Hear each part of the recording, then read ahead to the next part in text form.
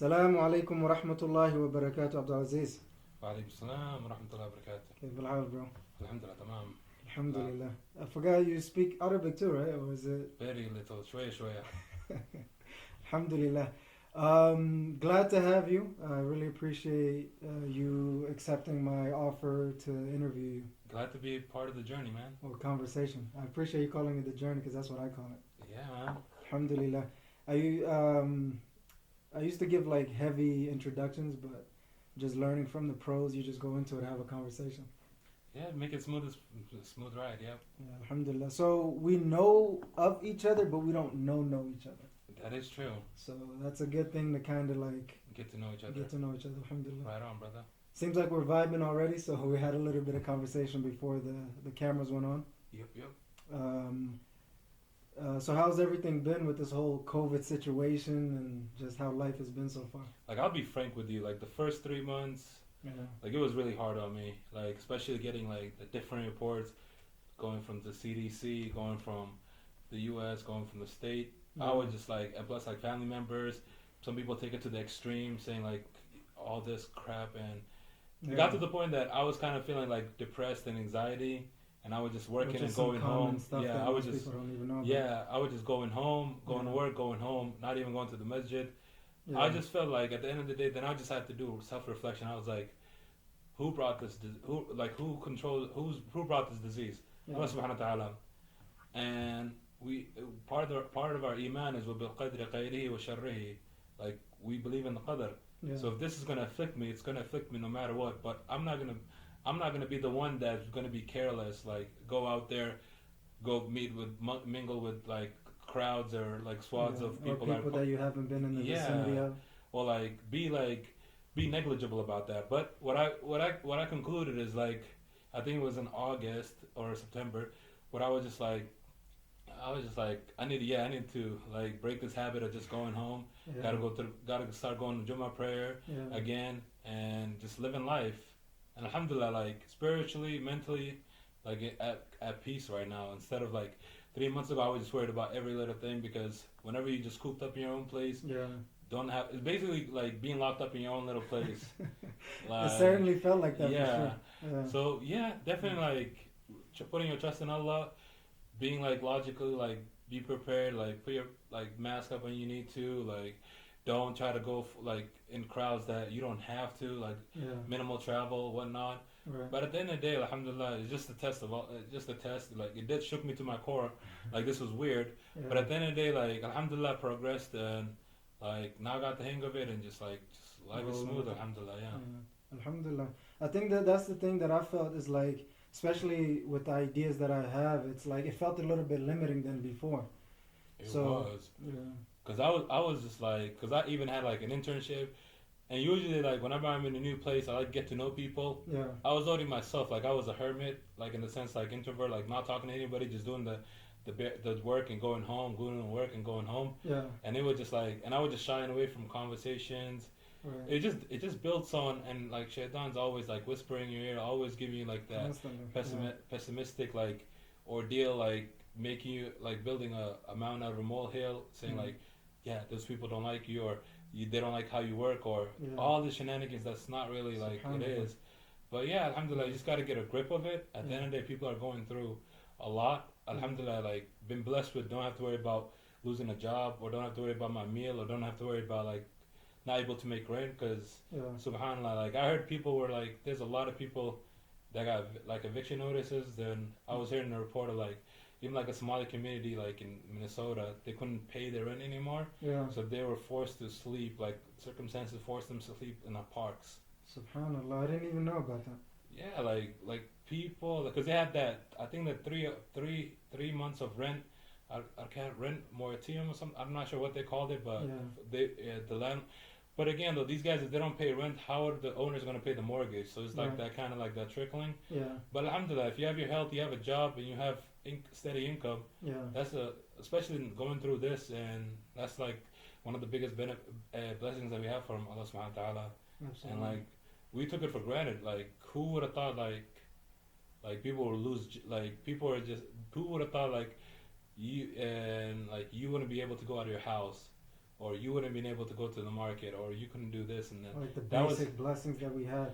The basic things, yeah, just like meeting, like it got to a point that in the beginning, like you can't go to your friends, you can't do it, and as humans, we were not created to be isolated. We were created to like in pairs, like social creatures. Social, sure. yeah, like whether we're introverted or not, you still have those little interactions. That's why we have the messages, man. It's crazy. Alhamdulillah, yeah, like it's so like it's always good. Like when especially like. We live in a non-Muslim country, especially like when you go to the masjid and you see the people that are doing the same ibadat as you, it kind of makes you feel more in line, because at the end of the day, like, and what is it like in Somali proverb, they say in the sense like if there's more, if the tide more, the heavier the tide, or the more people they'll swallow you up. Basically, in the sense like if you don't interact or mingle with Muslims. Little by little, I'm not gonna say like you're gonna go off the cliff, but little by little, like basic things will. There's no barriers from that cliff. Yeah, you're gonna because everything's gonna be like anomalies to you. Like you're the only one praying. You're the only one like saying like nobody's saying salam to you. You're not saying salam to anybody. Prayer gets minimized. You probably just like, hey, yeah, I'm working. Let me just like people do this. I used to do this when I was younger. It's not good. Like try to like if you work, pray on time. Like I had the notion when I was growing up, alhamdulillah, like I used to like go home and like pray all the prayers, like jam pack them, and that's not good. And and the thing I learned here, like alhamdulillah, like when I traveled and went back home and came back, like these guys were like society, like American people, or even like non-Muslims, they will respect you in the beginning if you're forward with them. If you tell them like, hey, I need to pray at this time, they will accommodate you. They just don't like you not telling them anything. Then at the end, like when you start working, all of a sudden you're just coming out of nowhere. Yeah. Then they be thinking. Then they be thinking like, yeah, this guy he just wants to like slack off and stuff. But at the end of the day, just like we got to emphasize this even more and more. Like make sure like you have that link with your Lord, like prayer, because basically, like the difference between us and the non-Muslims is prayer. You could say all this other stuff like do good, do whatever, but absolutely. So sorry about that. No, you're good. Is that an alarm or a call or a text? No, I just gotta shut these off. Oh, okay. Yeah, sorry about that. No, but yeah, at the end of the day, we just have to have that link with us, especially like we are the best of ummah, and like amr ma'ruf wa nahy al-munkar. We always gotta remind each other. And the best of things I kind of got like it's always like in the Quran always has remind, and that's like if you look at it logically, if I keep telling you new things every day, it's way better if I keep reminding you of certain things. You'll grasp that more. But if you keep like putting more in the pot, it's gonna get to a point it gets full, then it's gonna be overflowing. But the short reminders, mashallah, is like it's needed, man. And plus, like, alhamdulillah, like, I'm grateful I live near the masjid.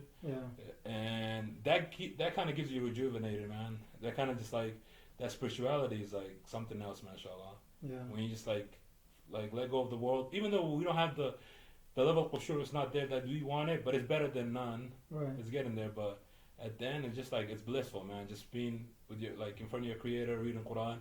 Like seeing your brothers that's in the same struggle with you, the same that they're on the same journey as you. It's a beautiful thing. Cause here, like most of the people here, like I think like 60 or 70 people are Mormons here. Like we kind of share the same values, like family values, doing good. But at the end of the day, like Iman is not there. Like the people that the kalimat la ilaha illallah like makes us brothers, and it's pretty good. Like masajid is like. It's always good, man. I always like to see brothers like of the faith, man. It just makes me happy instead of just seeing, because I'm around non-Muslims like almost like throughout the interaction, like whether you go to the supermarket, 80% of the time. So and I just want somebody. Whenever I see that, I just feel like in the sense like belongingness or whatever. Like we're in this together, like family. So it's always awesome. Absolutely, man. Alhamdulillah. You came with a lot of points that I was already considering myself. One of the interesting things that you said was when the shaitan tells you, oh, this person doesn't like you, or all of these, like, I don't know what they call it, tashwish, or like tashwish. These like constant thoughts of, And for me, one of the most interesting things that I found that so interesting is it's hard to differentiate what your own thoughts are versus what shaitan is. So I've been introspecting and saying, is what I'm believing really me, or is what the shaitan wants me to believe? You know. So I was kind of finding that interesting that you mentioned that. Yeah, because like the shaitan he's so close to us, like he goes through our veins, like your bloodstream. That's close. And the thing that what I figured out is like you have you have a qarain, like if you don't follow your path, like there's gonna be a shaitan that's gonna be leading you to hellfire. Yeah. But at the end of the day, like you if you and there's like also remedies for that, like the Quran. The more dhikr you do, the more remembers you do, these notions become little and little. Because our nafs, what our nafs loves is like the Jannah is like surrounded. The circumference of the Jannah is surrounded with things that we don't like our nafs does not like. Yeah. Like that's and Jahannam is something that it's surrounded. It's just kind of like a test of temptation. So, it's surrounded with things that our nafs like and really loves. Yeah. Like worldly things, like shahwat, like money, and like fame or whatever. Yeah. So one of the things I read was it's like if you could teach your nafs, like train your nafs on how to be good. It's not easy. It's like really really hard. Right. Like if you could teach your nafs to be on the straight path, like Sirat al-Mustaqim. Yeah. Like that's when you get to a point like nothing could deter your faith, or like none of these, like even the little voices. And when I put that on myself, the little voices get more and more louder. The more I'm remembering Allah less, the more I'm doing like good deeds Absolutely. It gets more and more. Yeah, but you kind of get more. It kind of like dwindles. Yeah. But when you're doing it in the right path, like when you're like praying qiyam or like salatul layl, whenever you're doing like. Whenever you're feeling good, like doing good things, like giving sadaqah, that minimizes it. Because I think it's just like you kind of feed into shaitan, like you feed him when you're doing bad stuff. But when you start doing good stuff, you kind of get him hungry, and the voices are not going to be as loud. But yeah, those voices are they could turn you crazy sometimes. Yeah, absolutely, man, absolutely. Yeah. I was laughing because it's like. All the things that you were saying is like the stuff that I came to learn. Yeah. You know, the farther I am from Allah subhanahu wa ta'ala, the more I feel like my life, I'm drowning in my own life, you know? Yeah, that's why like the biggest perspective I could give somebody, or like always remind myself, is like we, like in this world as Muslims, this is like this a jail cell for us, like, because we have the limitations, like we don't do this. Don't do that. Because what do we have here? Because what do we have here? We live 60, 70, 80 tops, like in life. Then you die. But if you compare that to Akhirah, where that's infinity, and you get whatever you need, you don't have to die anymore. You don't get sick anymore. Yeah. You get all the pleasures. Like we can't even fathom right now. That's the one thing is just like astounding. Is like we can't even fathom. Like they say, like what the eyes have never seen. Or what your tongue has never tasted, like you could try to like picture whatever you want right now, but it's not going to be the same feeling. Yeah. But yeah, like that's always good to remind ourselves, like, hey, no, don't look at this world as a test. Like, don't fail that. You might be able to fail like worldly tests. It's okay, but if you fail this akhirah test, qiyam test, even if you like going hellfire is not a joke. Like the fire and this, like even like in the.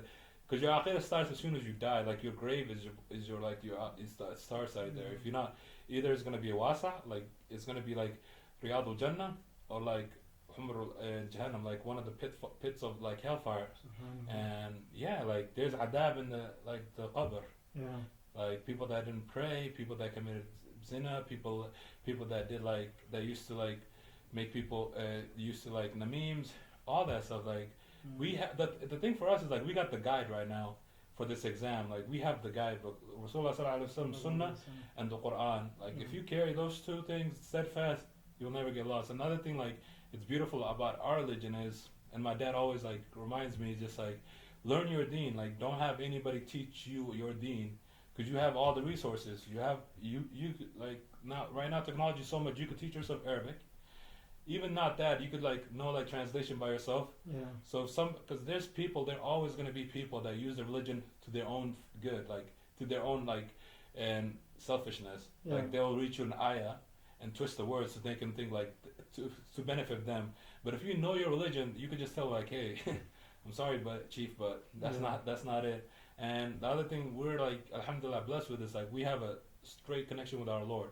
We don't need to go to a father. We don't need to go to a bishop. We don't need to go to a soothsayer or whatever any other religions has. Like we have that direct connection, direct line. Yeah. And yeah, that's the thing. Like that's the thing I cherish a lot.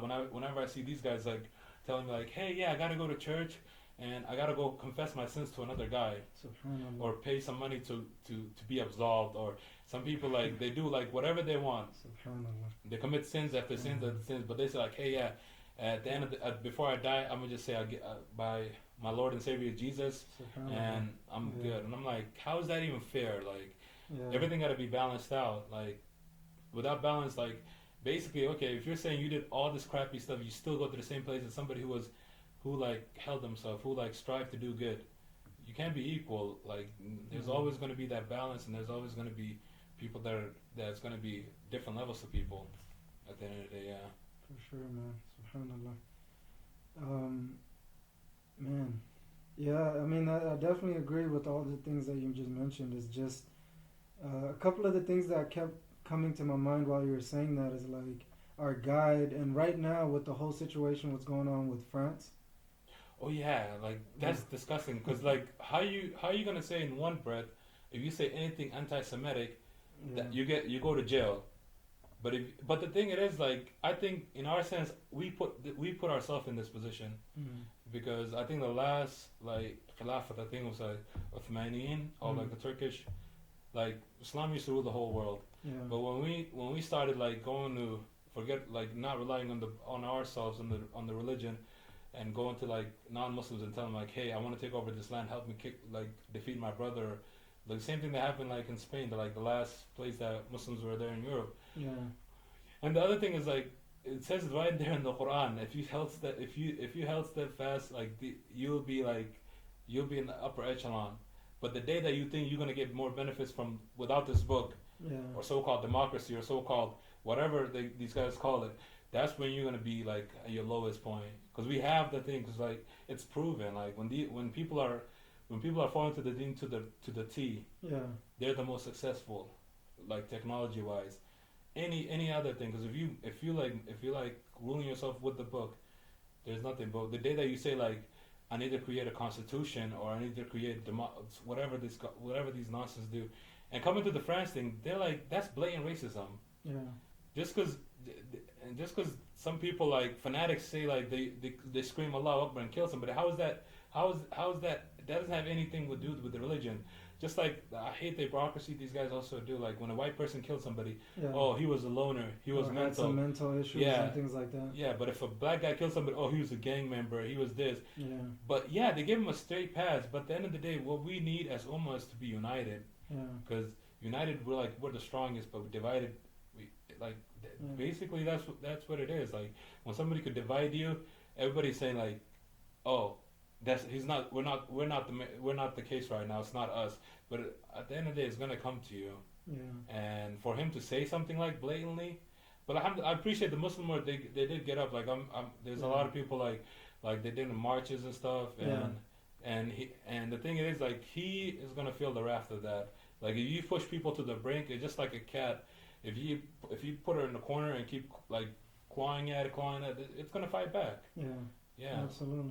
But this notion that they call free speech, inciting hateful messages, and inciting somebody's like anger or like wrath, that's not cool. At all, man. And not to wait for anybody to validate us either, or validate these thoughts and feelings that what's being done to the Muslims specifically in France or anywhere else is wrong. Yeah, definitely we gotta get up though. The thing it is like if everybody had the notion, because people right now is just like if you say something, these guys will some people will try to label you a terrorist or extremist. Right. Why am I such an extremist if I'm defending my religion, my land, and my people? What is so extreme about that? Yeah. So you're telling me you could kill all my people, do whatever you want to me, and I'm gonna still be like, still don't do anything? No, that's not us. Yeah. And these guys, the reason these guys control everything is because they control the media. I think it's the guy, his name is Robert Murdoch or something, that old dude. He owns 70% of the news in the world. In the world? Yeah, in the world. So that means like whatever news channel you see, he's probably on some of it. And the person, like even Malcolm X, like he hit it hard on this one. He's like, the news is more powerful than any weapon, because like what it will make you do is like, say somebody's like a bad person. Yeah. He kills people. He's a thief. He does everything. It'll make you love him. They keep repeating him saying like, oh, that guy did this. He's a good person. He's a good person. He's a good person. And it'll override whatever belief you have. Just that cycle is gonna just embed in your mind, induce in your mind just these. Actually, he's not that bad. He's doing something good. Then he's like, oh, excuse me. Then he's like, oh, he's the best person we've seen. Yeah. Another thing is like, if you repeat a lie that X amount of times, it becomes a truth to some people. Right. So yeah, these guys control media. So whatever they want us, whatever they want to feed people, they feed them. Yeah. Yeah. Subhanallah. Yeah, it's definitely one of those things that we definitely have to be aware of, and you know, do it in a balanced way. Like take care of things in a balanced way. Yeah, because I never agree with anybody like killing innocent people. Like, what are these people? Because like in our religion, like even in war times, like when you capture a place, you can't like destroy the place. Right. You can't kill if somebody like the rabbis or they're in their like worshiping place. If these people like give up or surrender, you can't kill them. Yeah. But these guys, another notion, like kill like somebody who didn't do anything to them, and just say, oh, this is for Allah. No, it's not. Like that doesn't have anything to do with Islam. Yeah. And like with you yelling Allahu Akbar or whatever Islam, that does not negate like what are you doing is wrong. But at the end of the day, what I'm understanding is people do know what's right from wrong, unless they're in like that, unless they're in their like intolerant or like dogmatic thoughts still. Like some people like they never like seen other cultures or whatever. Yeah.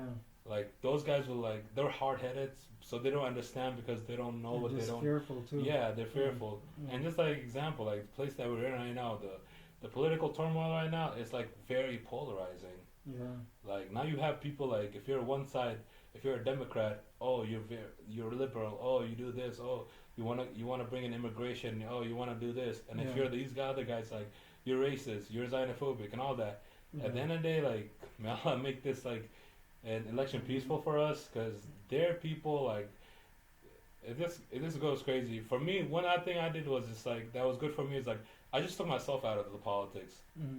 I'm just like if somebody said like, whoa, what are you doing? I was like, dude, that does not affect me like directly, man. Like I'm gonna do my own thing and I'm gonna just live my life.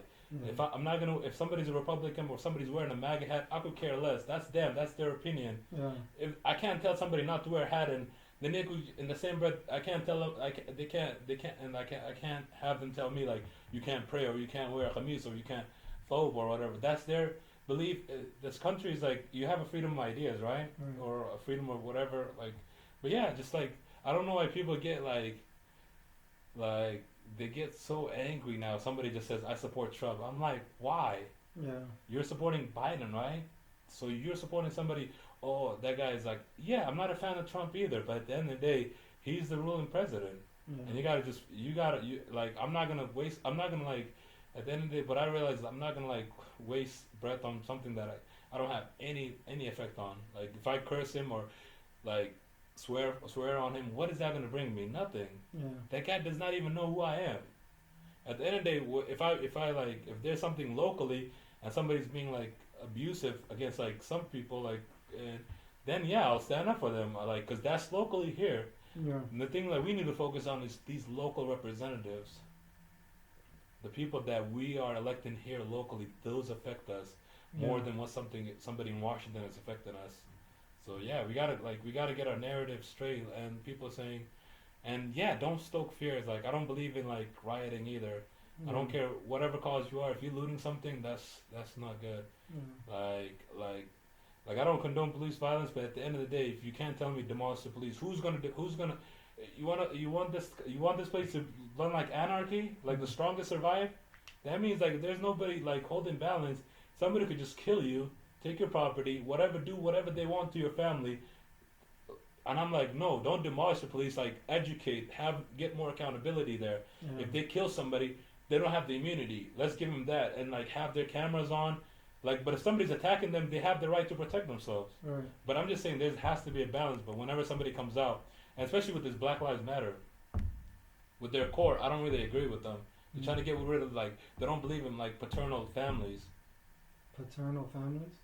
Like if like you look at it, side? yeah, because if you look at it, these guys kind of have like an angle of like they kind of have a mix with LGBT as well. With that, with their movement, it's just like it is okay. Like in some facts, I do agree with them, but at the end of the day, like whenever they go to the extreme, saying like, oh, we need to demolish families or demolish whatever. I'm just like, no, like re-educate, repurpose these people, and some people are making billions off this movement, dude, and they're not doing anything. Like there was this example, this one guy, he created this fund that said like Black Lives something, right? Yeah.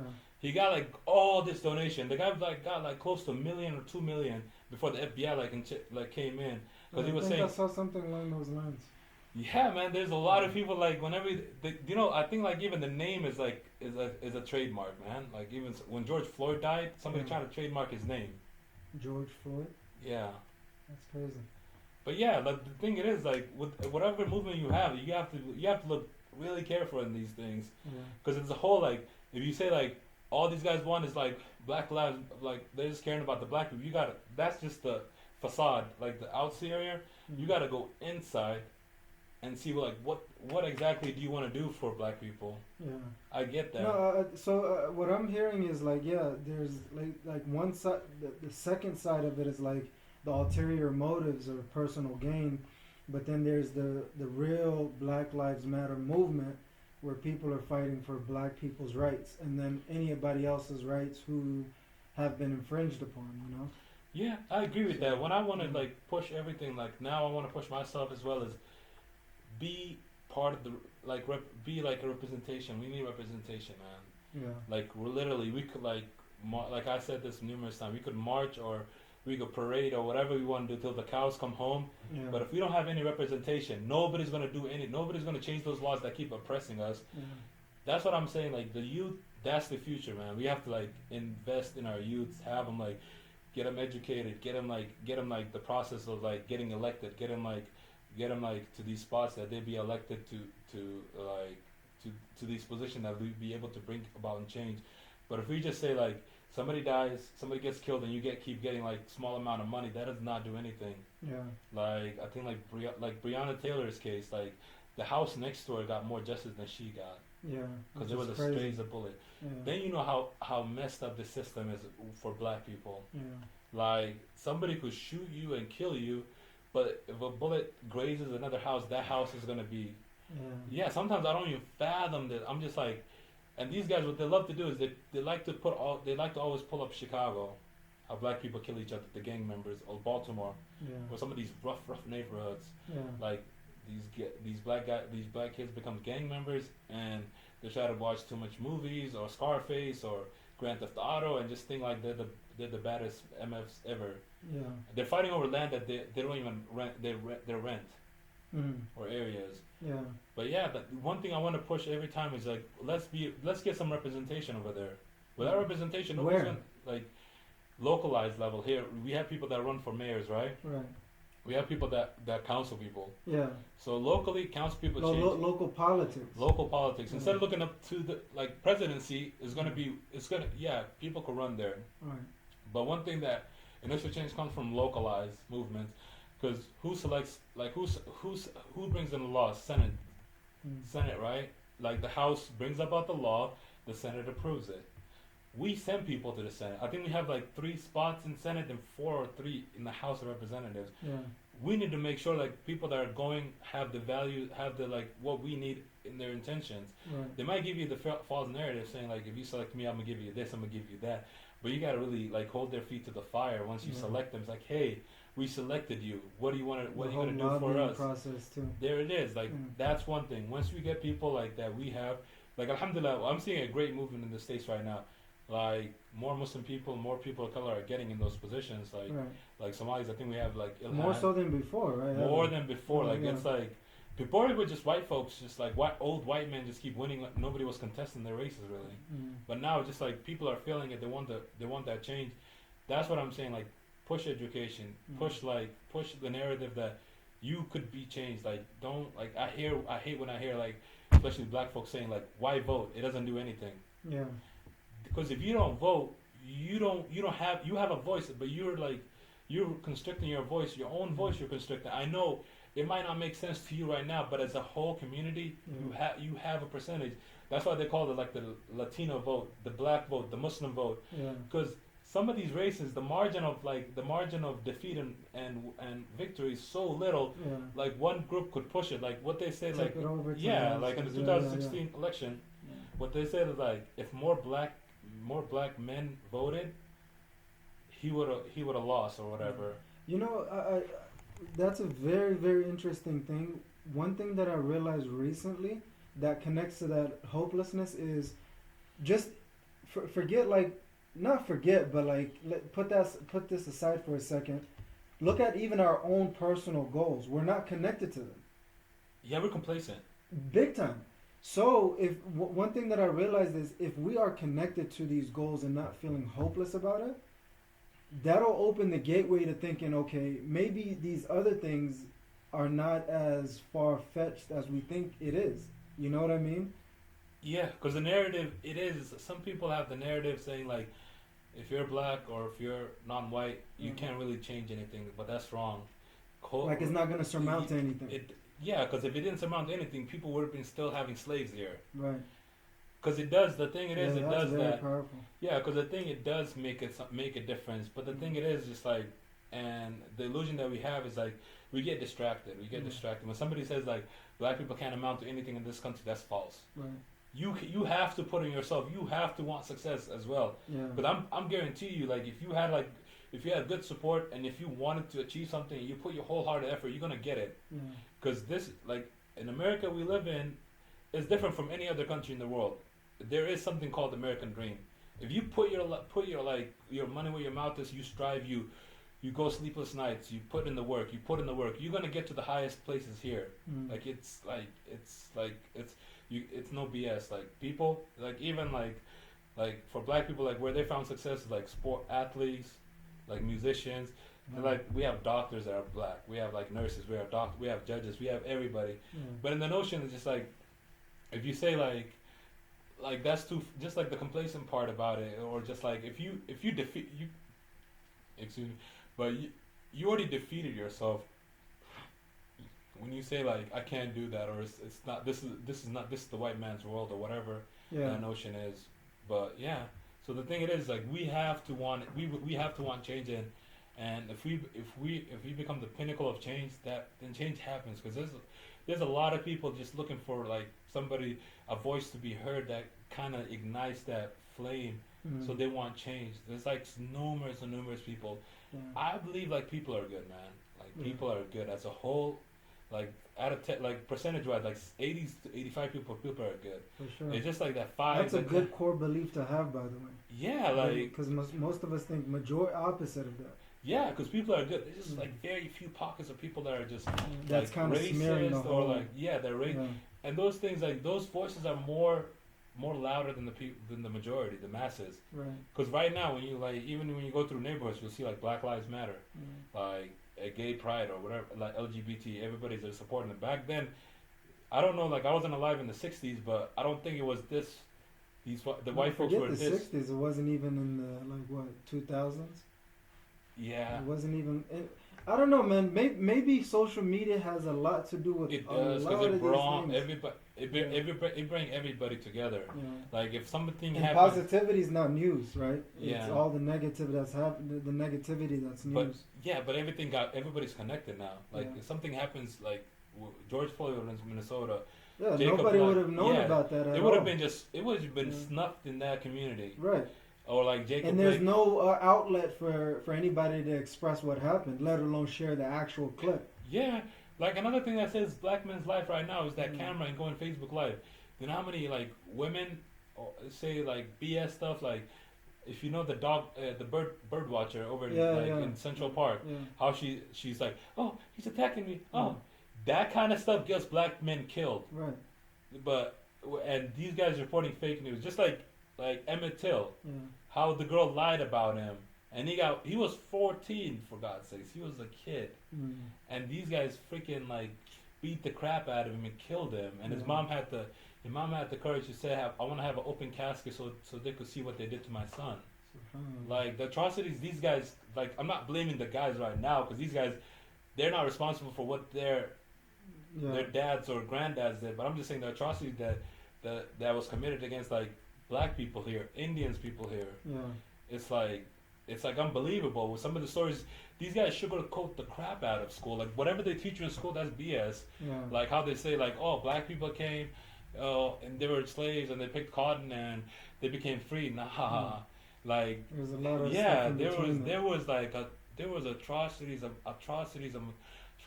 man. Like these guys got mangled, these guys got maimed, these guys got burned alive, these guys got killed, these guys like the one thing I couldn't figure, the one thing that was just like I was baffled about is like the slave owner will pregnate like a black woman, right? Then the kid, he's gonna enslave his own kid and treat him like dirt. Because he has blackness in him, and I'm just like, wow. But again, though, like in religion, if you put it in our context, it's Jahiliyyah, right? Because people used to, what do they worshipped? They worshipped the fire, and they worshipped like people that the soothsayers, and they say like, hey, do you want blessings, or like do you want like harvest or whatever? Take the prettiest girl and throw her in the water, or like the Nile, like there's like Umar bin Khattab, like I think when he was in Egypt. They told him like every year what they do is like when the water stops running, they get the most beautiful girls, and they throw them. And he was like, "What? Come on!" He wrote a letter, and he said, he wrote a letter that says like if you're not gonna bring water, we don't want your water or something. He wrote something. He wrote a letter, and they told him like toss it to the dam or to the waterfall or whatever. Then the water started gushing. All this thing is like if you have your aqidah, like nothing. The superstitions. All the superstition, that's more, and that's like even more prevalent now. That's what I'm hearing. Like people are getting like black magic and like bad omens, or like going somewhere and going to somebody said like, hey, I want you to do this to them. Like it's just baffling. Like in like people that are like Muslims, because if you like agree with somebody or like you listen to somebody and you accept it. Like 40 prayers does not get accepted from you. You still have to pray, but the if you what? Like if you believe a soothsayer. Oh yeah. Fortune teller. Yeah. And if you like believe in even more, it's a point that you get out the religion. Right. Because like the ghaib only Allah subhanahu wa ta'ala knows. In the prophets did not know. Like the prophet does not know that. Like the ilm ghaib. But when you put your and here that we have like Illuminati's here as well, like what is it called, or something like these people in all the music industry. That's what they believe. To become famous, you have to sell your soul basically, or do something, and like a ritual or whatever. Yeah, man, it's just a dirty game but the thing it is like you were saying, narrow our focus. We want the scope to be narrow. Like pick our goals. Write our goals, because if you don't write your goals, they don't really mean anything. You keep saying like I have a dream, but if you write your goals, if you write a roadmap to those goals, like saying like I'm gonna do this to get there, you'll get there, man. Every like whenever I read like anybody's success stories, they always have that. The thing that have the similarities is that like they had a vision, and they strive to get that vision, not just like, hey, I have a vision, but I'm gonna just do the bare minimum, but I want to get the highest thing. No, it's like even if you put that perspective in Islam, there's levels to Jannah. There's like 7 levels. Firdaus is like highest heaven, and even then there's levels from that. Like you'll be asked to like Iqra, like recite the Quran, and you keep reciting until you stop, and that's gonna be your level. And there's like level of like people that strive, that mujahideen. There's people like sadaqat. There's people that siyam, that always fast. There's like so many opportunities for us, like. Absolutely. And when somebody asked me, like I think it was something like they were saying like, how come Islam like forbids you so many things? The thing that Islam forbids is very minimal compared to what is allowed. When I heard that, I was like, and I thought about it, and I was like, you know what? That is true. Like we have so much things that we're able to do, and just the little things that, okay, don't eat pork. Okay, pray salat. Okay. You're a little bit off the camera, by the way. Oh, my bad. Just a little bit, not too much. So do good. Yeah. Yeah. So when somebody said that, and I got into, I thought I shut this off. My bad.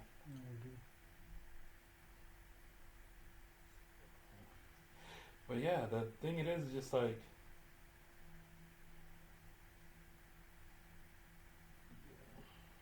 Yeah, the thing it is like I was saying, when somebody said that, the amount of things that we're permissible to do against the things that we're prohibited, it's like very like minuscule compared to what we're able to do. Right. So when I thought about that and like reflected on that, I was like, subhanallah. Yeah. Like, and the religion is easy, man. Like it's I mean, like, if you're only focused on the 1%, then that becomes your 100%. That is true. If so you like, that's a very important point that's one of the things that I realized. And then on top of all of that, it's like whatever is prohibited is for a reason. It's not good for you. It's not good for your family, the society. It's just that it's a common knowledge that is not so common. The hikmah behind these like things that are forbidden for us is like if you look at it logically as well and just like think about it, mashallah, the religion is so beautiful. Like even logically, like for example, if I put like gambling, you're risking away all your future or your family's wealth or every wealth to go broke just to put some either on black or red or whatever. That's that. Come into interest or usury. Yeah. These things will never be like any. There's no barakah, and plus it kills the smaller man because he will never. The interest keeps compounding. It keeps compounding. You're just paying a little bit of enslavement. Yeah, you're just paying a little bit off top of the interest, but your minimum, your payments, you haven't even touched that. Yeah. And coming with adultery. I've seen on that point just real quick. I've seen a couple of people mention that because I study finance. So, the whole Ridwanullah Organization stuff. Yeah. I'm trying to focus on three things: life, finances, and business. Mm-hmm. So it's like pretty much everything, but on in a concise way. And one of the things that I realized is like on that point of the economic enslavement is when not even Muslims, let's put Muslims aside, the non-Muslims are saying if I knew how long it'll take for me to pay this off, I would have never gotten started. There you go. You know, because hindsight is 20/20, right? Yeah. But our deen is built upon these hindsight is 20/20 principles. Yeah, because we're not the only people. Like, there's been like nations way before us, thousands upon thousands of nations. We're not the strongest because there's people that were so strong, like they were building houses through like on the mountaintops. Like there were times like people think like sometimes I just like go on like I just think like just like in deep thoughts like about like the older nations, like the power they had, and some of them were like so tall and lived in thousands of years, like Prophet Nuh alayhi salam, 950 years he was spreading the message. He was older than that because time to get the message in time, you know what I mean? Like people used to live 1,000+ years. And then you'll hear like Ad, like those who are so strong, like they were formulating houses in mountains. And like these people were so strong. These guys had the wealth and the knowledge and stuff.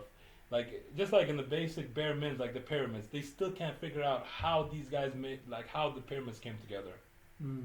Like it doesn't make sense for them because the loading and like the movement of those loads. You have to have some sort of crane or something. Something that's like beyond this. And they were like, oh, those guys did not have that. And like other things like the buildings that these guys engineered a long time ago, they're still intact. Right. They're still intact. So whenever somebody says like, "Oh, we're the best at thinking," I'm like, "No, man. Like there's levels to this.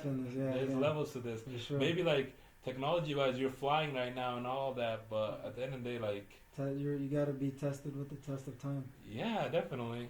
Yeah. What are you currently focused on? Me, like in what way? Like my focus right now is like get this degree, try to settle down, start a family, and just like and try to memorize the Quran because I was in a journey, like started memorizing, then just like kind of like came back here because I wasn't working in my undergrad. I was just going to school. So with going to work, going to school, all this like, but once I finished school, just like try to memorize the Quran, try to learn more, like be more focused on Arabic and just like work for my akhirah because at the end of the day, just like Ali ibn Abi Talib like said, and it's so true. If you keep chasing dunya, you'll never catch it. But if you chase akhirah, dunya will come in front of you. So that's the concept. It is like if say it again. If you keep chasing dunya, yeah, you will never catch it. But if you chase akhirah, your hereafter, dunya will come to you. Mm. And the what is concept, that? What is the lesson for you in that? and the lesson it is like if I focus my energy on my akhirah and how to please my creator, Yeah. the blessing that I get from my Lord is immenseless, man. Mm. Like, what are we here for? Like, in this world, we were brought in this world for ibadah. Right. Yeah. وَالْعَصْرِ إِنَّ الْإِنسَانَ لَفِي خُسْرٍ إِلَّا الَّذِينَ آمَنُوا وَعَمِلُوا الصَّالِحَاتِ وَتَوَاصَوْا بِالْحَقِّ وَتَوَاصَوْا بِالصَّبْرِ. Like in that ayat, like everybody's like it's like khasara, like losers, except those that perform like amal salih, like good those deeds. Who believe and do righteous good deeds. And those that tell people do the right thing, and but there's levels to that. But at the end of the day, when I figured out as well in myself, in my undergrad, like my first year was so difficult. Where? Because I did my undergrad in India. So you did your undergrad in India. What did you do your undergrad in? Civil engineering. Yeah. So and what are you doing your master's in? Structural engineering. What's the difference between civil and So structural? civil engineer is going to be a compass to everything. Water engineering, that'd be your dams, that'd be your channels, that'd be your anything that relates to the ports, the facility, water facility. That's one thing. Then you have environmental engineering. Anything that's like the air quality, the water quality. That's that. Then you have your transportation, roads, bridges, anything that's traveling. Then you have Then you have product. Then you have. I'll just name the major ones. There's like a lot of pockets that go from there. Then there's mechanical. That's going to be your machines, your computer programming. I mean, not computer programming, machine programming. Anything of that. So we learn generally like all like pockets of all these things. Boom, boom, boom, boom, boom. The structural part, or no. Civil engineering encompasses everything. Everything that goes in civil. But structural it focuses on like buildings. Like and analyzing and designing buildings, structures, like whether that's commercial, whether that's airports, it becomes all that. So it focuses on that part. What is your goal with that then? To open a firm here and back home.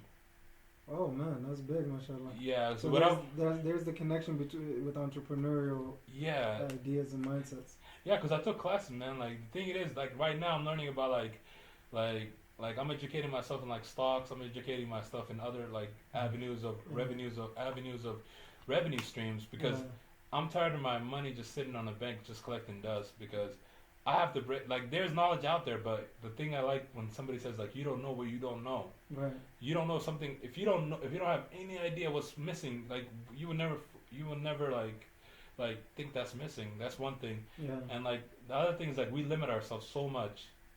Cause I'm like that sometimes. I'm not 100% like always like jubilant and like always like goal oriented. Sometimes I'll just say like, hey man, you have a job, you have work, and what else is there? Like I'm like, there's a lot more, man. I can't be just happy with just settling with the bare minimums. Like absolutely. Like, cause I'm seeing people living like. You're kind of getting me motivated right now, man. Yeah, cause whenever I see somebody with a nice car like a Corvette or like any of these nice cars, I'm like, wow, those guys did something. When I see somebody has a nice house, even though they're worldly things, but I'm just like, damn, they work their butt off. It takes something. Yeah. I'm just like, I just don't want to keep working the 9 to 5. Because that's secondary, the material stuff and things like that. The primary is pleasing Allah, your deen, and family values and everything else. But for me, I was part of those individuals that said, man, forget the material stuff.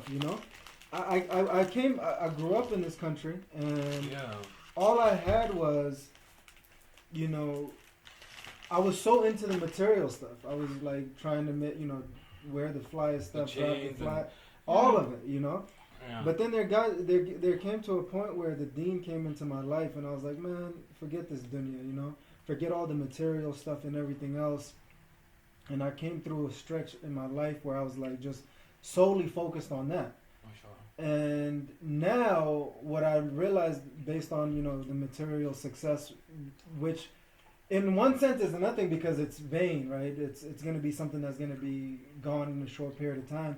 But in another sense, it's like this is going to add to the quality of your life. This is going to improve the quality of your life and your loved ones, your whoever is around you. So one of the things that got me a little bit fired up, because I didn't know how much of a blessing these material things were that are not in excess and israf, right? That's a whole different thing. But the basic necessities, you know what I mean? Mm-hmm. Those things really add to the quality of your life that Allah subhanahu wa ta'ala blessed you with. Yeah, so we shouldn't discredit that part of our lives. The other thing it is like one of my biggest dreams as well is like, if you have money, like open up like infrastructure for the needy, like do good for the people that are less fortunate. Right. When you have the means for that, right?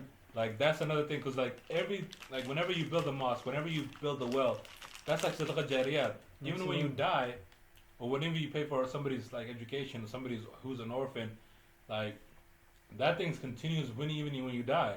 Yeah. And I get the notions that some people just say like, hey, like close out everything dunya related, but that's not us. Like we're created to like progress. You gotta have that balance. Yeah, you have to. Like one thing is like never forget have your deen on your right hand. Mm-hmm. But at the end of the day, like don't say like this. I'm not gonna do anything in this world. Yeah, you have to.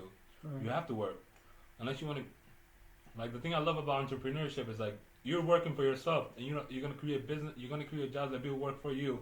Mm-hmm. You're gonna dictate what time you get up, what time when you could go on a holiday, when you go on vacation. You're not gonna be working under somebody. Yeah. Like 9 to 5 is like overrated. Yeah, that's why it's a blessing, but definitely overrated for sure. To a certain point, it is. Yeah. Because like if you're working with somebody so much, he's getting more richer than you are. Yeah. But there's like levels to it. So, like in the beginning, definitely get a job. Don't sit on your butt, or don't try to get government assistance. Like I'm like if you don't really need it, if you're not handicapped or whatever, if you can work. Like that's what's even in the religion. It's always like it's put upon us to earn a living with our hands. Mm-hmm. It's more respectful. That's what they say. Like the top hand is like it's more righteous than the bottom hand. In the sense, like the hand that gives is better than the hand that keeps receiving. All the time, yeah. But again, it's a test still. When you get money, you test it. Yeah. When you're poor, you're tested. When you have health, you're tested. When you have wealth, you're tested. The good and the bad. Yeah, because there's one thing. I think there's like in one of the doors in Jannah that you'll get asked four things. Yeah. What did you spend your money on? What did you spend your youth on? Money, youth, some two other things, but there's 4 things that people always like. When I heard this, I was like, it kind of blew me away. Mm. It's like 4 things. Keep in mind, take advantage of before you lose them. Yeah, your youth, before your old age, your health, before your wealth. Yeah, and because like right now we're not in your time, because you're gonna get busier. Like mashallah, you could understand because you went through the phases. You got married, you have a kid. You don't have the same time as when you were single. Yeah, absolutely. Because you have responsibilities. But the secret that I found is most people think, oh yeah, because you have all of these responsibilities, you won't have any time. It's just that you value your time more, so you put it into things that are more important. I agree 100%. Another thing is just like, it always like, in like, what do they call it? Keeping up with the Joneses. Yeah. Keeping up with the Joneses in the sense of like, oh, I want to buy the nicest Air Force Ones, or I want to buy Gucci, or I want to buy Prada. I was like, why? Yeah.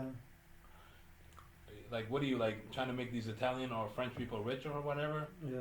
But the thing it is that status symbol. If you care what people think about you, you're always gonna be like a sheep in the herd. But if you say like, hey, I don't care what anybody thinks about me. I'm gonna live my life the way I want it to. And I don't need to keep up with buying new shoes whenever it comes out. Yeah. Buying the latest iPhone when it comes out, because like it just like if you don't because I understood it because when I was growing up I didn't have that much money. Yeah. But when I now have money, like I'm not rich, but I could afford what I needed. Yeah. I realized like you don't need these things to validate yourself. Like at the end of the day, the people that need this it feels like a crutch basically. Yeah, easily. Yeah. So you basically tell them like, hey, validate me that I'm cool, or like I'm at the higher echelon because I have a nice car, I have a nice phone, I have a nice whatever. But at the end of the day, like focus on yourself, and like the theory that don't spend more than your means. Don't overspend them more than means. And the country that we live in is a funny country. Everything's on credit here. Yeah. Your car's I didn't realize that until recently. Your car's on credit. Your house is on credit. Everything. The bank basically owns everything here. That's the funniest thing. And America is also like, these guys are good at report like giving the fantasies of the other world. But America giving what? The fantasy. Oh yeah. Because it like the TVs that we watch when you're not in America. Yeah. You'll see like people driving nice cars. You'll see like everything's Beverly good. Hills. Yeah, you don't see glamour. you don't see Skid Row. Yeah. You don't see Skid Row. Which is right next door. Yeah, you don't see Skid Row and all these, because America has the most. Yeah. They have the most like drug addicts. They have the most like homelessness. They have the most people incarcerated. Suicidal rates. Depression, opioids, whatever. But these guys they're the best of winning promoters. They're the things. best of promoters, man. The way they promote themselves, almost everybody in the entire world, they wants to come to America. Yeah. Because it's fake dream that these guys portray. It is real, but at the end of the day, you're not gonna get it when you come there. Like I know people like it was so funny. They had this. They got so deep into this that they thought like it was so easy to make money. Like the way I put it, it's like you know how the trees have leaves, right? Yeah. In their sense, it's so easy. Like we can just pluck some leaf, and there's like $100 bills. And but it's go back not. home and chill. But the thing it is, like when those guys come and realize they have to work their butt off and like base in labor jobs and induced jobs. Yeah. That's when they realize like, whoa, this is not a joke. Yeah. Because it's a mind cycle. Whenever I was back home, I used to be just like really like it was just astounding and profound. Like when people used to say like, "Oh my gosh, you're from America. Oh, you have the most money over there. You can get whatever you want." I was like, "You guys like who gave you this narrative? Yeah. Like I'm looking for that. Who got?" Yeah. You can't. It's. But at the end of the day, like even if you try to tell them, they don't believe you. Yeah. It's like no. I want to see it for myself. That's what they like. What do they say? And a fool is somebody that what is it? A fool is somebody like a person that's smart learns from other people's mistakes. Right. And a fool is a person that learns from his own mistakes. Right. Like if somebody did this, so learn from what you're telling them rather than having to come here to. Yeah, like for example, like I could like put myself in when I was younger. I was hard headed. Yeah. Whenever somebody told me, "Hey, don't do this. This is going to be the result of that," I was like, "Nah, I'm different." Yeah. And it was the same result. And there's a method of madness if you think like you're going to get different results doing the same things. Right. So, the world, like history, doesn't repeat itself. Like what I love to tell like the youth, especially like focus on your studies, focus on your life. Like don't waste it on trying to fit in with like people that don't share the same religion as you. Sure. Don't focus on trying to get the girl.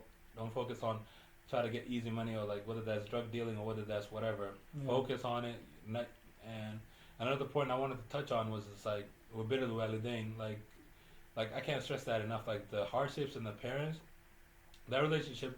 No matter what we do in this life, you can't even give an ounce back of what they did for us. Yeah. Especially your mom, like she carried you in the womb. She delivered you. When you could do anything, if she would have left you right there, you couldn't do anything. You would have died right there instantaneously. Right. She did that. She took like 9 months in labor. She fed you, like she brought it up to you, and your dad also like having the finances. Without him, who's gonna clothe you? Without him, who's gonna pay the bills and all that? So yeah, like that you have to let your parents know that you really care about them, and they were like a pivotal part of your upbringing. Yeah. And the way the world is going. You don't know who's gonna go when, like who's gonna die. Like this is a somber moment. Like who's gonna die. Like if you don't tell your parents that you care about them, and religiously, we need their like Prophet ﷺ said one of the Sirah, one time when Jibril alayhi salam came to him, and he said Ameen 3 times, and then the Sahaba asked him like, "Hey Rasulullah sallallahu alaihi wasallam, we saw you saying Ameen." One of the Ameens was whoever like reaches this world, either one or two of his parents. And without their du'as, does not get into hellfire. I mean, to get to Jannah, paradise, may Allah like banish him to hellfire.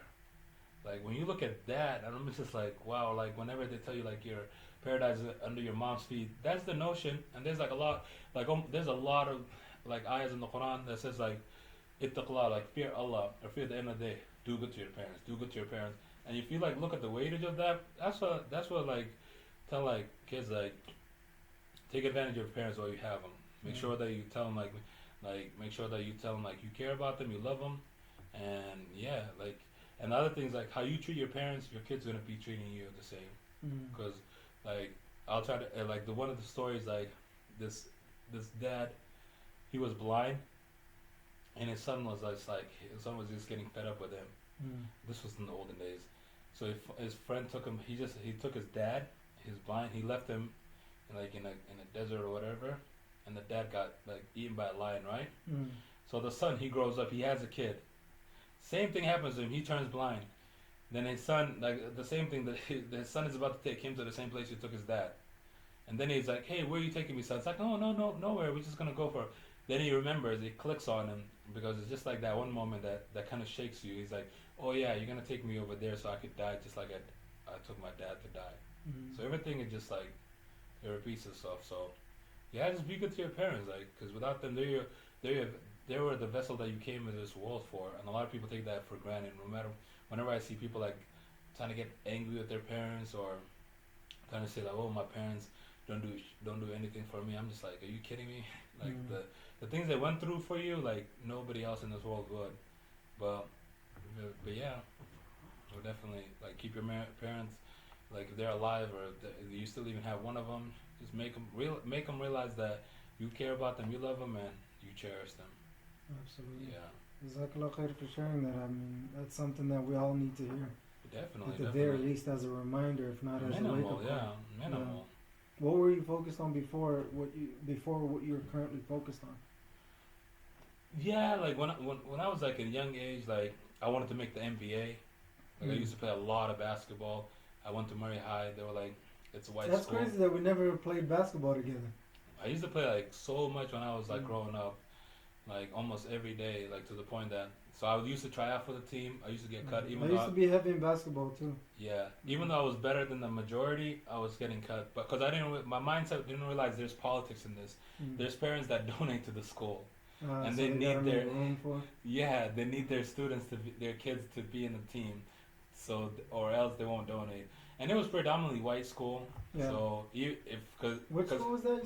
Murray High. Oh, Murray High. Yeah. So I wasn't the people that suck up to the white kids being whitewashed. So that was that, and yeah, it kind of like was really detrimental every time that happened. But the biggest thing, like it was good for me was just leave the States when I was like. I left the States for like How 8 long years. were you gone? 8 years, you said? Yeah. 8 years? Yeah. So I left 2008, came back 2006. That was the best thing that ever happened to me. What were the main takeaways? Main takeaways, I went to Somalia. I went to like live with my dad like in Dubai for like 9 months, and I went to Somalia for like 2.5, 3 years.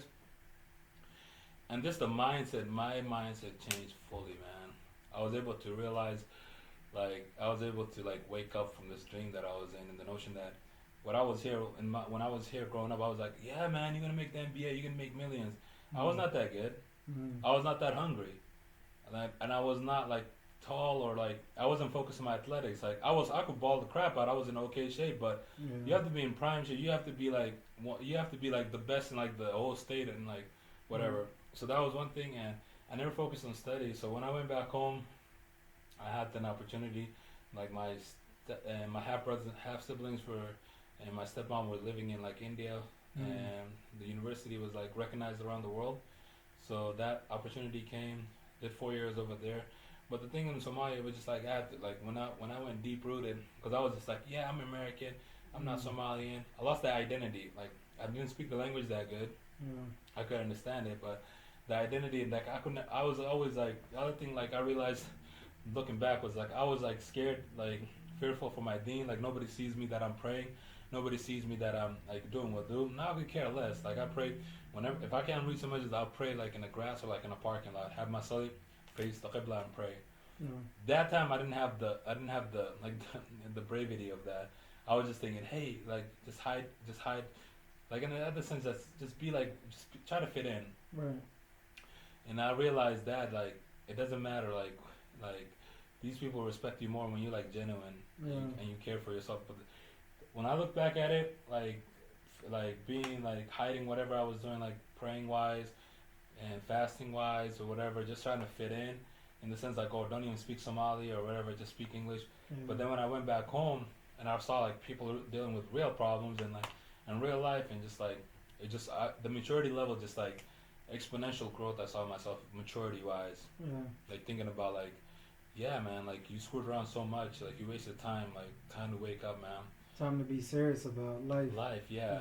And like, alhamdulillah, like I don't want to like, cause I have the opportunity to study, like go to school.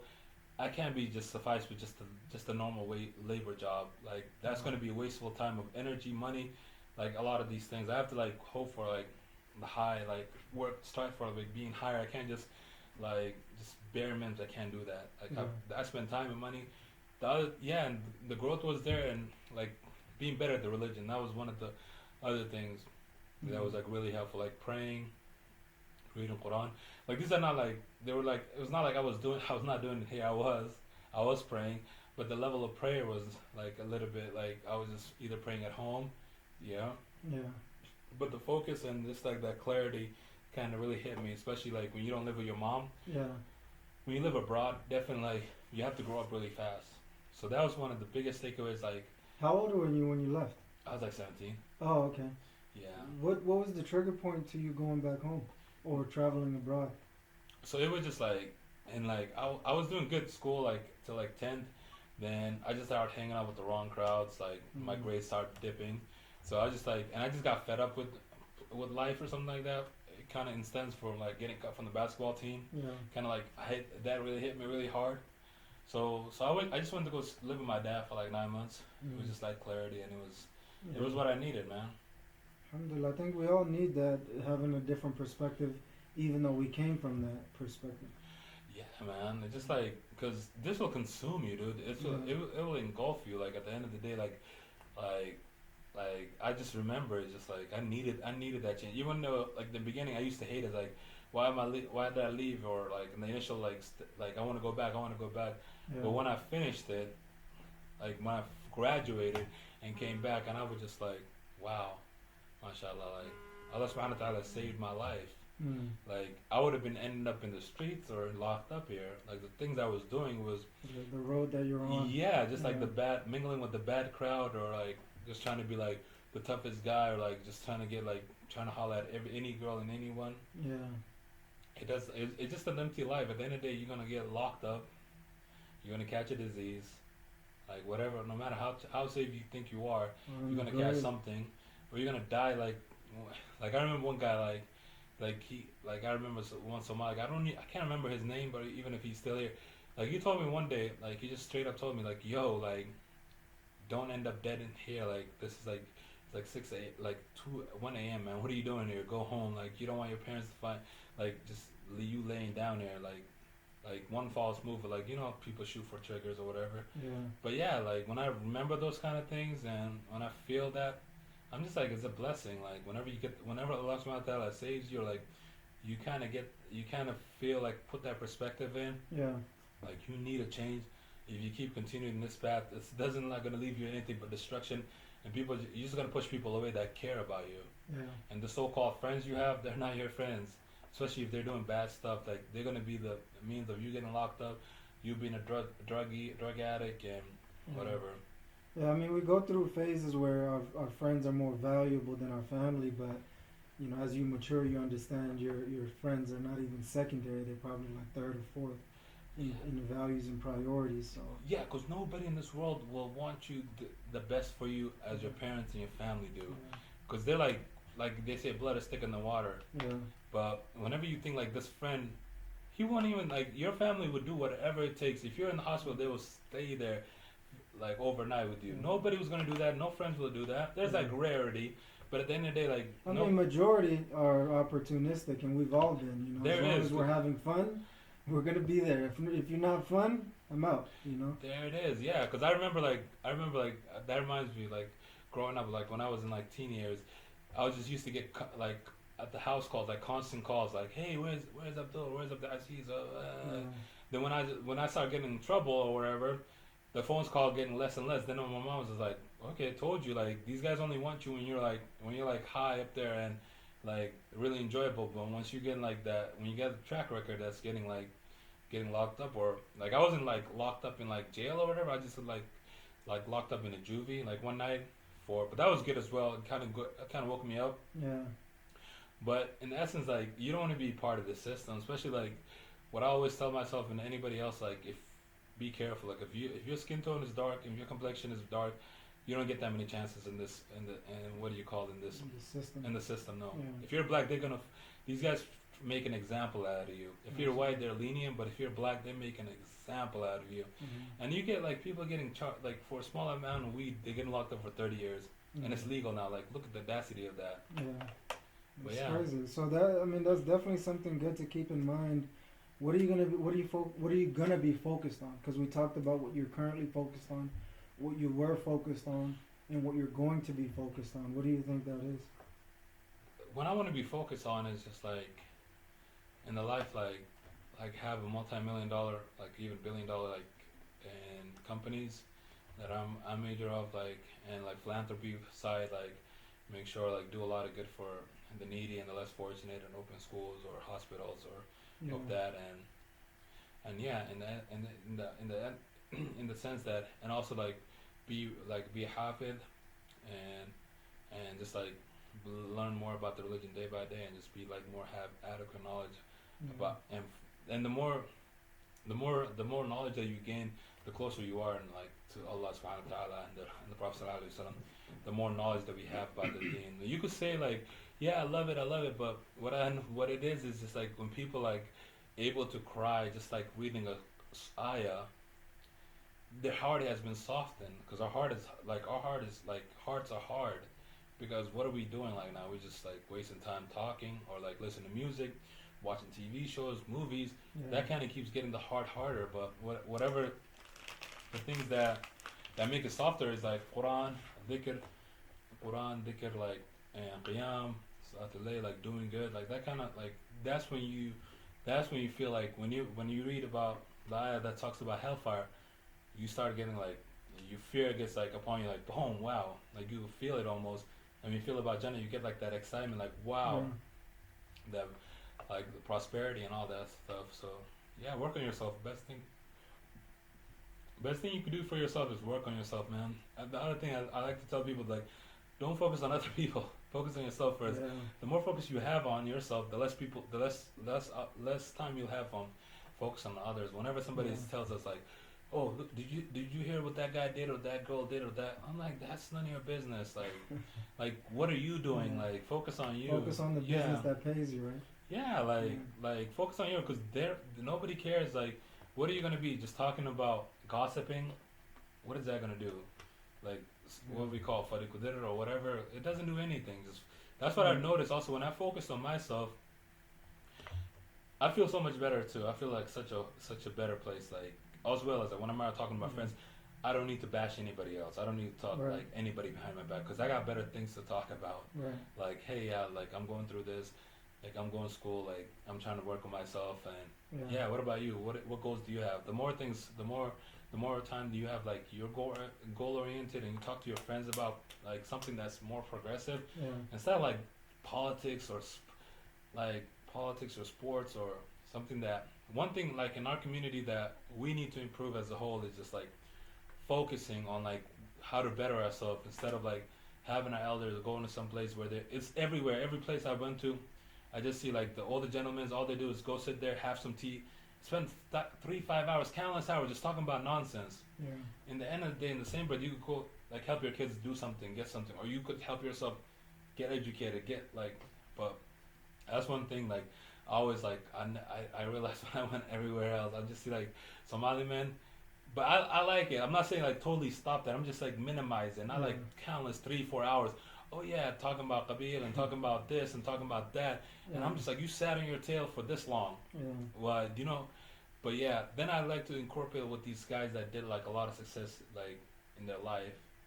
Like, even like in this, like, I like the saying, I'm not sure who said it.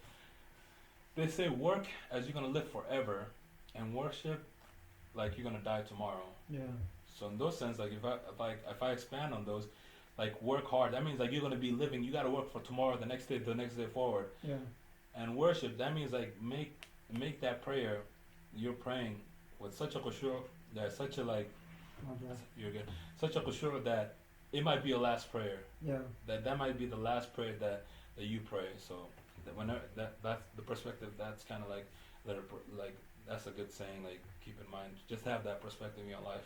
Absolutely, I think that really hits me hard at different times when I'm like, this literally could be my last salah, or having that perspective. When I hear that, I'm like, I kind of get shook and like, imagine you don't wake up tomorrow and you and wasted your deeds right now. They're capped. How would you leave it at that? They're capped. You can't do another prayer. You can't do another. And the crazy thing is we're facing that reality every day. Every day. That's why I'm just saying, like, but Shaitan got this nice, like, and hubb dunya, no? Like the love of this world. It has what is it? It hypnotizes us, man. Yeah. To the extent that we know what we need to know, but we don't act upon it. Yeah. That's myself. I believe that to the core. I know like what I need to do to be successful. What I need to do this, to do. This. But the thing it is like complacency, laziness, and just like you'll do it tomorrow. Procrastination is another like thing like I heard this one nice quote about procrastination. It's like procrastination is just like. And you telling God that you missed your opportunity and you need another opportunity, and I was just like, wow. Wait, say that again. Procrastinate, like if you're complaining about procrastinating, it's just like blaming God or blaming somebody else that you missed your opportunity, on your to get another opportunity. For example, in the context, like you needed to apply for this job, right? Yeah. You had an interview. You overslept. Yeah. You procrastinated. You weren't vigilant. You weren't like. To the point, right? Yeah. But you blaming somebody else for your actions. And that kind of curtails it back to accountability. The number one thing that you could, like, as a person grow is if you're accountable. If you hold yourself accountable, a lot of things in this world, or religiously, non-religious, everything comes into sense. If you hold yourself accountable, if you say, like, instead of saying, like, oh, it was because of her, it was because of the school, it was because of the system, it was because of that.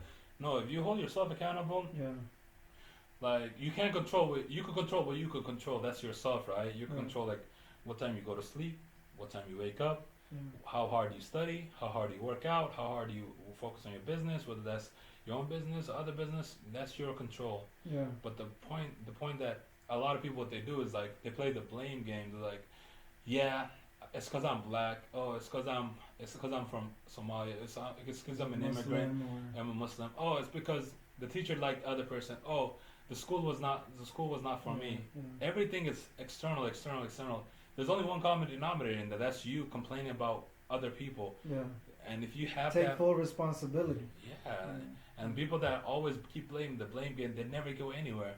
They'll always be like, they're always those negative people that you meet, like, they're always complaining. Yeah. They never say like, hey, like I have to take actions. I have to control what I can control. No, everything is. It's not my fault. It's not my fault. Yeah. Come on, man. Grow up and grow up and just take accountability. Yeah. That's so before I ask you the last, like the closing questions and remarks, I just want a couple of rapid fire, inshallah.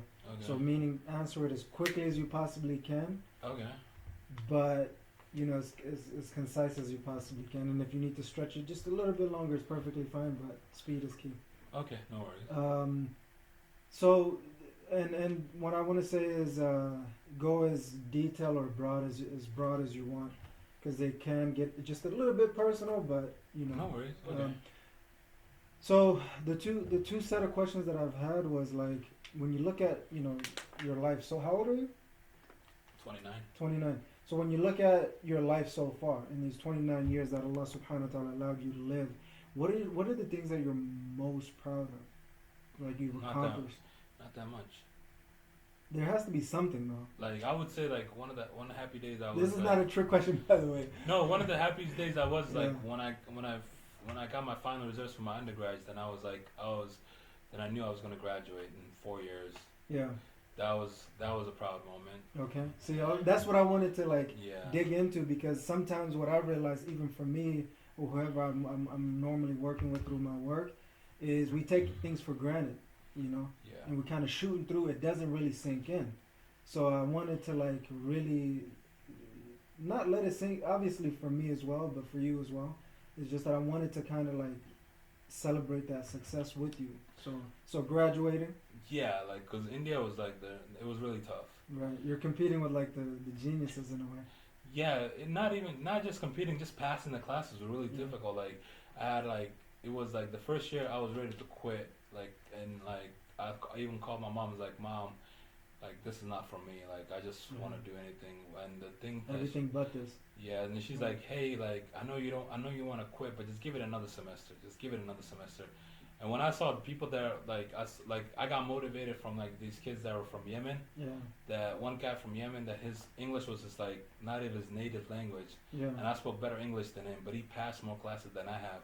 And I was just like, yo, you're not studying. Yeah. That's the problem. Yeah. And alhamdulillah, with the help of one of my buddies that they showed me, he was able to like introduce me to a library that was not my house, because when I was at home, I was getting distracted. I was reading a little bit. I was like, I get too cocky. I was like, yeah, you got this. Watch some TV, play some video games. But the library, I was spending there like 7 to 8 hours a day, like in exams, and I was just like, after that. Work. So graduating is one of them. Yeah, so graduating is another one. Anything else? Even something simple, man. As long as you like, man, this was good. Made your soul feel good, you know, internally.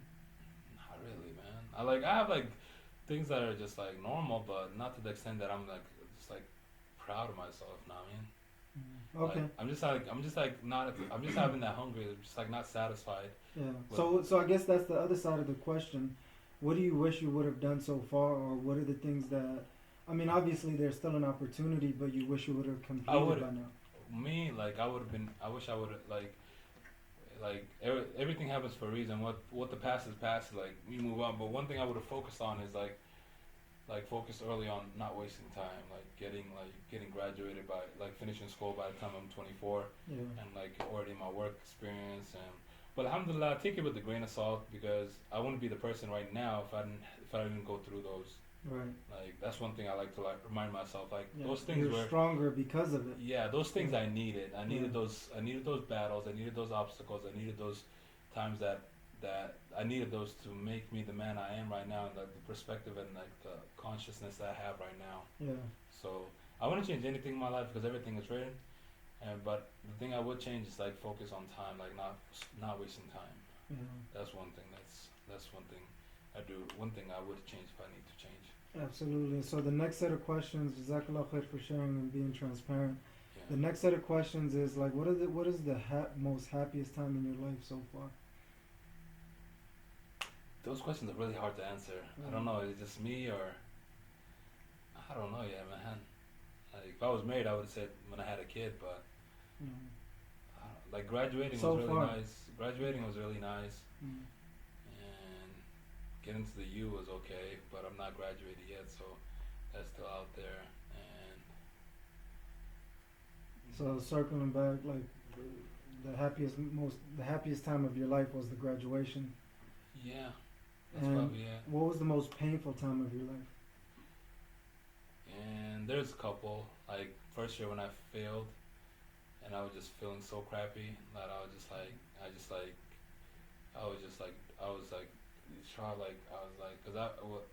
like, and that pessimistic feeling came over me, like, oh, you're not gonna graduate, oh, you're not gonna amount to anything. That was like really painful.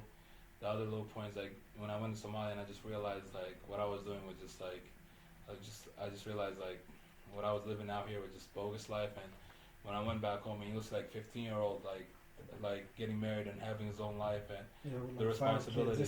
Yeah, with the responsibility and you're like 19, 20, and you still like screwing around, and you're like, wow. Yeah, put things in perspective. Yeah, like this kid is already getting married, and he's already like feeding his family, but you still want to screw around. So that was just like a low point as well. But that was just the growing parts, man. Growing pains, that's what I call them. For sure. Growing pains. What were the lessons that you learned from your the most like the happiest time of your life and the most painful time? Start with the happiest time. What were the lessons that you took from that? I think I took it from my happiest time, like referring to the graduations, like anything is possible when I put my mind to it. Right. That was the thing. Yeah. That's a huge belief. Yeah. Because it comes from a mindset, man. Mindset is one of these things that nobody could instill that to you. You have to want it for yourself. Yeah. You could like preach to somebody till the cows come home, but if they don't want it for themselves, they're not gonna get it. Yeah. Or they're least likely to get it. And the painful ones is just like when I hit rock bottom per se, in my own, everybody has different rock bottoms. Right. I was just like, there was the lessons I learned. It's like there's nowhere but to go up. Yeah. So pick myself up, dust myself off, and just like, hey, what I looked at myself is just like what I told myself is like, hey, what the past is past, man. Like, it's just like that Somali proverb. It says like wahtak yatik simale. So whatever passed you, it doesn't hold any weight now. Yeah. Your past is past, like it's gone.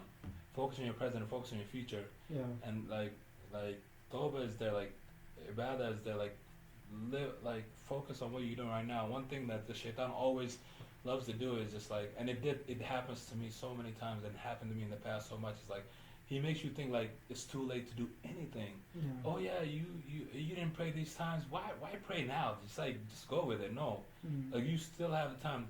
Like there's Tawbah till the sun comes out from the west, or till you have your soul is before your soul leaves your body. Yeah. So there's always chance, and there are growing pains, and I just like to motivate myself, just like thinking happy, and always like whenever somebody asks me like how you doing, I'm just like I'm doing amazing, I'm doing wonderful.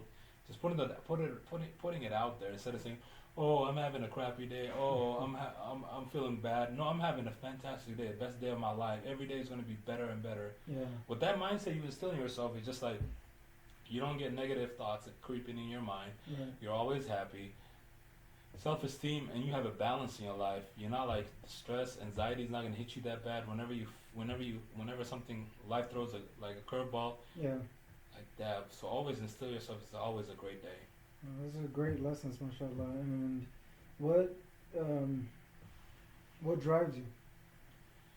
What drives me is just like I don't want to be a statistic, and I don't want to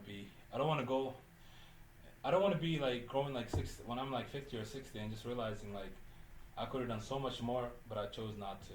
Yeah. Just that regret. Just like I can't make any excuses. I'm excuseless basically, because I grew up with parents that like gave me all the necessary resources to do something with my life. Yeah. I can't say I didn't have. I can't say like, and I didn't have money. I can't say that because I don't have any excuses. So when I'm like 50, 60, and if my life is not the way I want it to turn out, that's on me. Yeah. And yeah. For sure. So the closing questions now.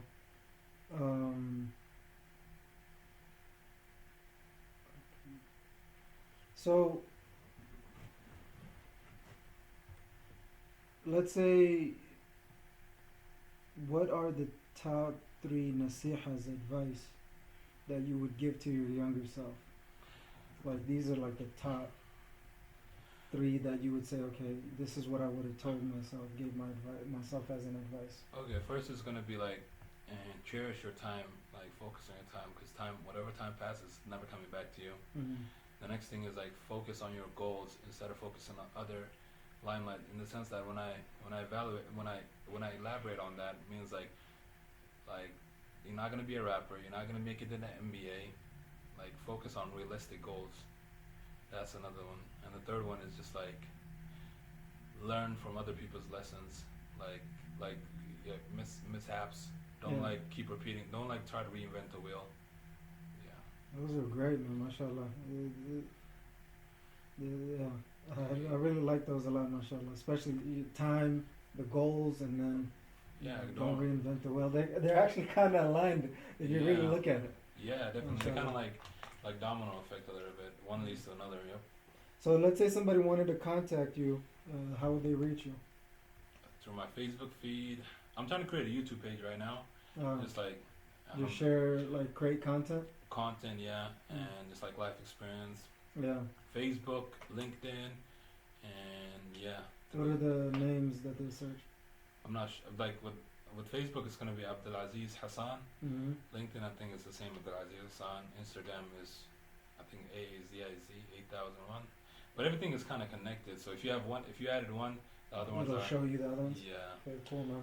But yeah. Before I ask you the last question, I just want to say I really appreciated this conversation. Appreciate having me, man. Yeah, Thanks for having me. Absolutely, man. One of the things that somebody that I had on this interview before came up to me in Masjid al-Huda, it kind of took me back. I'm like, this is so true. He said, you know, I like watching your shows because I get to learn about people that I see.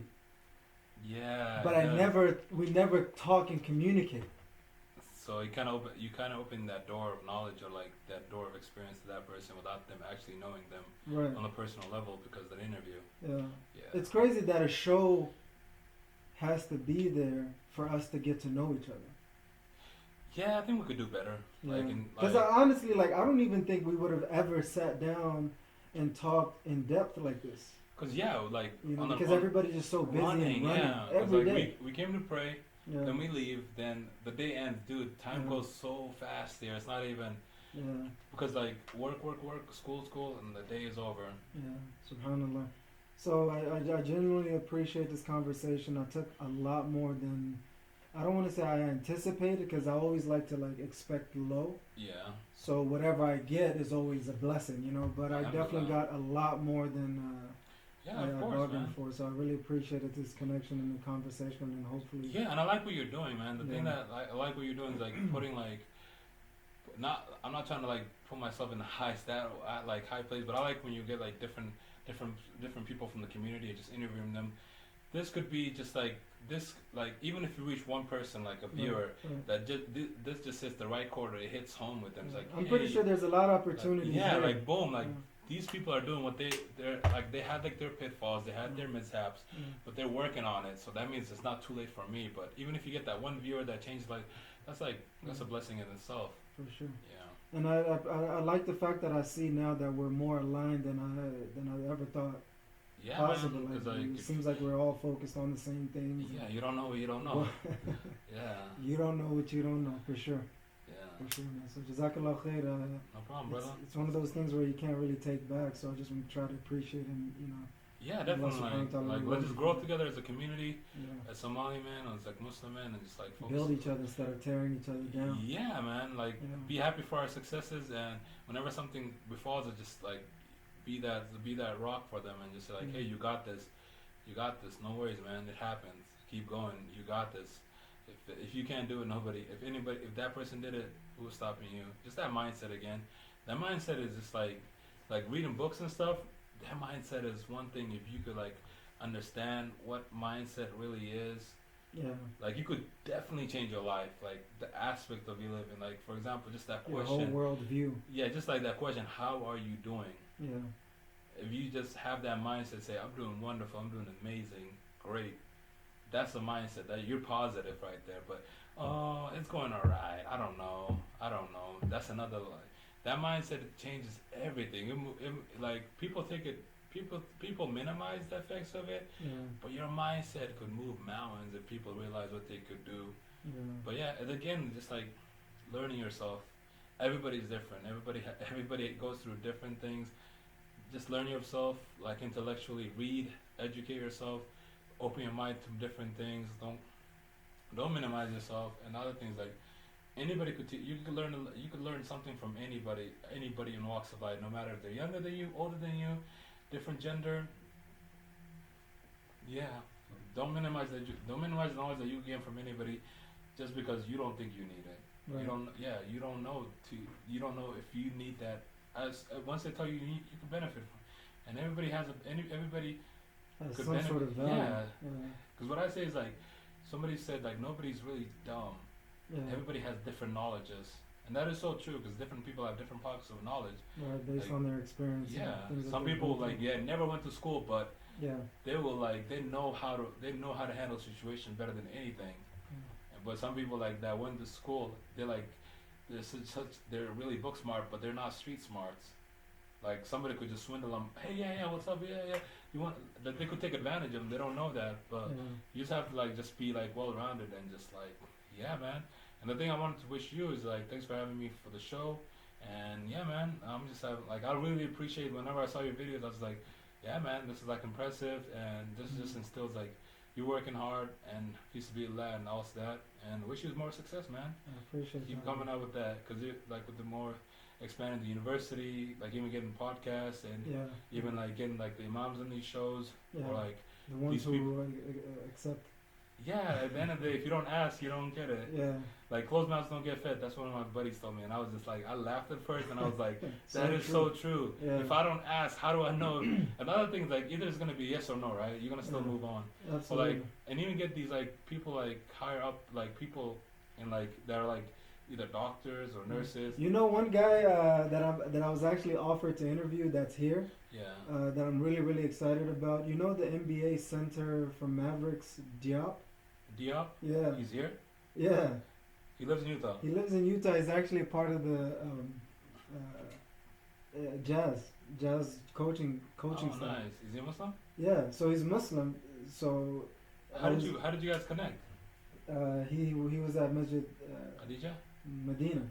MashaAllah. So they're telling me. You recognize him? No, I don't. I haven't even seen him yet. I don't even. But I was like, they can connect me to him. Who? Shadisa? Actually, one of my other friends that goes to Medina. Oh, so that'd be awesome. They're telling me that would be a good guy to have on the show. You know. That'd be an excellent candidate because he's he played basketball. He was in the professional NBA. basketball, multi-millionaire. You know. So he could give him like insights on the people, the generations, on like what it takes, and there's like a lot of talent that we have. Yeah. There's a lot of talent, but we just need to nurture that talent. So many people, man. Like since I started this the show, there's so many people that are right in our vicinities that is just crazy. Yeah, one idea. Like how many amazing people there are in our system. Yeah, one idea I had was just make like it kind of like it's kind of like a Facebook group with everybody's titles and what they do for work. Yeah. Imagine if everybody knew the person to go to. For example, you wanted to study something, then you knew the connection. You knew the person that studied already, and they could just take you under their wings and boom, instead of just like looking here, looking there, because we have professionals, but like I said, man, nobody knows each other. Yeah. The thing it is, just like we just say salam to each other, and even if that, because I know with a lot of people. Mugs that we even like alhamdulillah, like Somalis like alright, but the guys that like I was just like infatuated with the love they gave was like the Sudanese brother. I didn't see them a lot here, but in India, these guys will embrace each other. They don't even know each other. It's like as soon as they realize they're from Sudan, it's like, oh my god. I'm like, the love, you could feel it. Yeah. And I'm like, and the other thing is like, it's also sunnah, just the salam. Like that creates love for each other. Yeah. Like in the religion. Yeah, and the other things that we gotta like establish is just like, and one thing like I got from like the Mormon churches, you know how they have awards here. Yeah. Like we need to bring we need to like matrimony wise. Like that needs to like a lot of people. Yeah, that's a huge problem. Yeah, because like people. Now what I heard, like people are going like other countries to find people. Like there's people here. Yeah. They're singles that are looking for it, but nobody's connecting them. Nobody's connecting them. You mix Kabir into the equation, it's a bonfire. Yeah. So if there's things like if there's like a safe place people could like definitely like in the halal manner, not like intermingling or whatever. Just like. And have purpose, like if somebody has the purpose of getting married the halal way, like everything gets easier. Because if you guys both have the same intention of doing like in the right way, there's money to go. That's one thing. Like if the community create that or like that website or whatever, like so everybody knows who can they go to. Like if your car breaks down, instead of taking it to a local, like help your own guy. Like we have like local mechanics that are Muslims there that could use your work. Yeah. Yeah. For sure. Like doctors, dentists. Engineers, you name it, they got it here. But again, like we're disconnected, man. Yeah. But it's always good, man. I like to reach out and I also see you did a lot of programs with the youth, man. That's awesome, man. Keep that great work, man. Just keep doing you, man. It's awesome, man. Just don't forget me when you make your millions and billions through your like you or not. Yeah, I'm just hoping to make it to 6 figures, bro. But inshallah. So actually, I would like for you to speak directly into the mic on the last question. Okay. This is the question that I close with. And final question, and this is what the whole Ridwanullah is built upon, is the pleasure of Allah. So I wanted to know, what does Ridwanullah, the pleasure of Allah subhanahu wa ta'ala, mean to you? Okay, so what that means to us is, what that means to me personally is, and walking on that straight path, the Sirat al-Mustaqim, which I know it's really hard because Shaitan is only every step of the way and just pushing you, pulling you. like minimize, like make a lot of tawbah, like istighfar, because Prophet Muhammad sallallahu alaihi wasallam, he was sinless, and he was doing like more than 70, 80 times a day, like astaghfirullah. Imagine him doing that, and imagine how many times we sin in our world, like in our day, like knowingly, unknowingly. That's why you gotta pray, like may Allah forgive us the sins that we know about and the sins that we don't know about. Because the ones that you don't know about, you could have just like looked somebody wrong or like did something to somebody, but you didn't take it as that. But in the heart of hearts, it's like, wow, this guy like oppressed me or like did that or, but yeah, that and just like being thankful for Allah, the ni'mas that we have, we don't do nearly enough. Like if we can't count all the blessings, just like the air that we breathe. There's some people that need an oxygen tank. Yeah. The feet that we walk in, some people need like prosthetics. Yeah. Like the food, the taste that we have in our mouth. Like the ni'mah is like endless and endless. Like we have to be like, and plus Allah subhanahu wa ta'ala said, وَإِن شَكَرْتُمْ لَزِيدَكُمْ. Like if you like thankful, you're gonna get more of it. But if you're not, like then that's not good. Yeah. So yeah, that's like So being on the straight path, always looking forward to meeting your creator, and always be optimistic about Allah subhanahu wa ta'ala. That's one thing is just like I learned, like be optimistic about it, like make like you want to meet your creator, and also make like always have like high hopes that his mercy is like bountiful, like you're gonna enter Jannah and work for it. I'm not saying like just say stuff and don't do action in it, because our religion is actions. Like your niyas first, then your action a'mal. So that's that.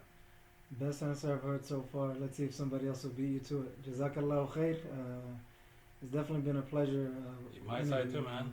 It's always good to connect. It flies by quickly. Like it's almost like 2 hours now. I know, man. It was just like I thought it was just. To us, it feels like 5-10 minutes at most, at least to me. That's why I enjoy this, man. Jazakallahu khair for the opportunity. I'm gonna close it out, inshallah. I hope you guys enjoyed the show as much as I did. Definitely a lot of lessons to take, a lot of mental shifts, mindset shifting, ideas that were shared. I'm going to give just a couple of plugs and final remarks, inshallah. The primary sponsors, Ridwanullah Organization, Islamic Development, personal and professional Islamic development organization. And if you guys would like to become a sponsor, send your request to Ridwanullah Organization at gmail.com. And I have a couple of membership programs that you guys can check in the details below. A couple of other exciting things that are coming up, so I'll be sharing that with you guys shortly. And you know, I usually say Jazakumullahu khair for tuning into another episode of the Ridwanullah Show, where we hope to completely maximize your life, finances, and business in this dunya and in the akhirah for the pleasure of Allah subhanahu wa ta'ala.